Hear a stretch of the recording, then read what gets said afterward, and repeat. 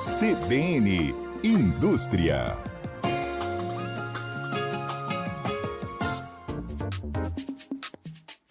(9h52), Priscila Garbellini conosco aqui nos estúdios. Ela falou que aqui tá bom, mas lá fora tá complicado. Está com 18 blusas, uma de tricô, uma por baixo.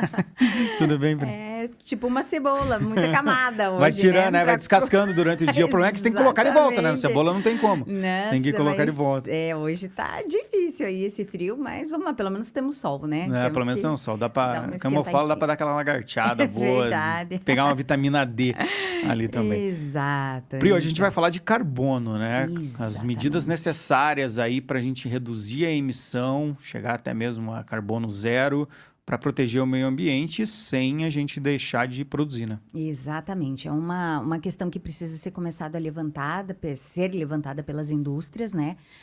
A gente tem projetos de lei que estão caminhando e estão caminhando de uma forma bem rápida. E a gente precisa já começar esses alertas daí de pensamento, né? Pelo menos esse mapeamento das indústrias. Então, é necessário a gente começar a fazer esse mapeamento de quanto as indústrias emitem para que elas possam pensar nessa sistemática de crédito de carbono zero, né? Ou então de pelo menos mitigar, minimizar aí essas questões que a gente tem das emissões. Então, o que acontece? A gente tem alguns escopos, né? A gente pode dividir em 3 escopos a emissão de carbono na empresa. O primeiro escopo é aquele que a empresa tem, que ela sabe que emite dentro da produção dela, né? O escopo 1 e 2, na verdade, ele é referente à produção. Então, esses são mais fáceis de mapear, porque você tem ali uma condição de saber o quanto que a tua produção emite de carbono, o quanto que você, que tem lá uma chaminé, emite de carbono, né? Enfim, você consegue mapear a emissão de carbono da tua produção. Já o escopo 3, você começa a mapear o escopo dos teus stakeholders, né?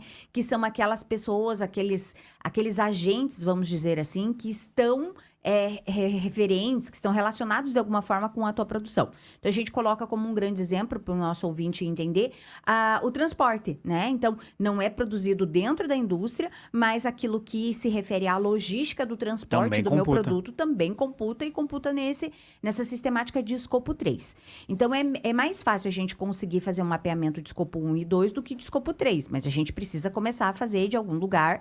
E a gente precisa começar a fazer pelo menos o escopo 1 dentro da nossa empresa para começar a mapear quanto que se tem de emissão de carbono. Tudo bem? Então, temos essa primeira fase. A partir do momento em que a gente tiver essas leis sendo aprovadas, a gente vai ter a questão do comércio desse carbono. Então, as empresas que não conseguirem anular esses carbonos e serem o que a gente chama de carbono zero, né? Ou então, até melhor, o que a gente chama de carbono negativo, que é aquelas que têm crédito, que compensam mais, como, por exemplo, a gente tem aquelas que fazem área de reflorestamento ali, né?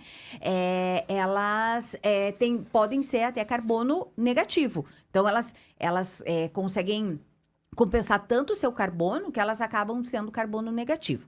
Mas vamos pensar numa empresa carbono zero, né? Se eu não conseguir zerar todo o carbono que eu emito, eu vou ter que pagar por isso. E aí, a gente vai ter que aguardar para ver quanto que vai valer um crédito de carbono aqui no Brasil. Na Europa, é um valor bem alto. Então, a gente, né, tem feito um levantamento. Até semana passada eu participei de um grupo do meio ambiente que é muito atuante aqui nos Campos Gerais, e eles trouxeram alguns números para a gente. Então, na Alemanha se paga 140 euros por crédito de carbono e em Portugal 90 euros. Então, é um valor bem alto aí, né? Então, as empresas precisam começar a pensar em fazer esse exercício de reduzir, de mitigar a sua emissão, e o primeiro passo é começar a fazer esse mapeamento. Tem que fazer esse levantamento para ter uma noção de que medidas que vão ter que ser tomadas e o prazo dessas medidas. Ainda não foram aprovadas as leis, mas quando elas forem aprovadas vai ter uma meta, né? Para você ter um tempo, um período para conseguir se adequar, né? E essas adequações às vezes levam tempo. E aí o tempo que a lei dá, às vezes não é o suficiente para fazer as adequações. Então, por isso tem que se antecipar. Exatamente. E aí a gente tem uma forma de fazer um mapeamento que é bem bacana, que se chama curva MEC. Então, é a curva de custo marginal de abatimento do carbono. Então, o que você vai fazendo? Você vai colocando, você vai mapear as tuas emissões de carbono e você vai mapear os projetos que você tem para mitigar ou para diminuir esse carbono. Então, um exemplo lá é a troca de uso do combustível dentro dos carros que eu tenho na empresa. Então, eu tenho uma frota que eu posso colocar ou etanol ou gasolina. Eu ponho gasolina e vou fazer a troca do etanol pelo etanol. Então, eu vou mapear, isso vai entrar como um projeto, eu vou mapear quanto de carbono ele vai anular, né, ou vai mitigar, e qual que vai ser o custo disso para a empresa, né? Energia elétrica, se eu trocar por placa solar, quanto que isso vai anular de carbono e quanto que isso vai me custar. Então, a curva MAC, ela vai me dando aí uma perspectiva de que quais os projetos eu vou ter maior resultado com menos custo, né? Para ter aquele resultado sem ter vamos dizer, uma movimentação financeira do caixa da empresa tão grande, mas que eu consiga ter mais resultados aí, né?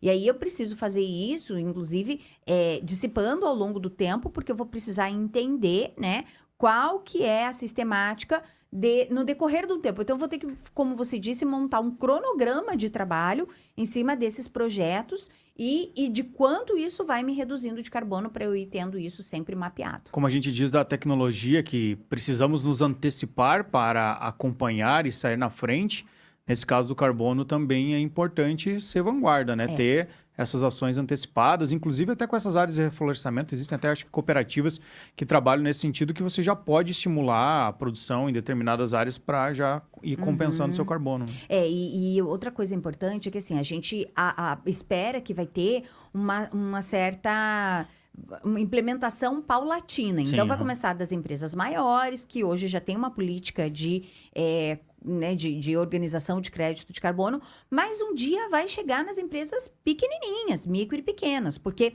é uma tendência que não tem como escapar, né? Isso reflete diretamente na questão de desastres naturais. Hoje, a questão de controle de temperatura, tudo isso é para que a gente não atinja aqueles 2 graus a mais de temperatura. Então, hoje a gente consegue ficar ali em 1,5 grau de aquecimento, né? 1,4 grau, mas para não atingir aqueles 2 graus de aquecimento, porque aí você tem catástrofes climáticas, você tem as questões que começam a impactar na sociedade, né? Sim. Então, hoje o consumidor, ele também já está muito consciente desses problemas, né? Dessas crises climáticas. E isso já tem passado a ser visto pelo consumidor como uma prioridade.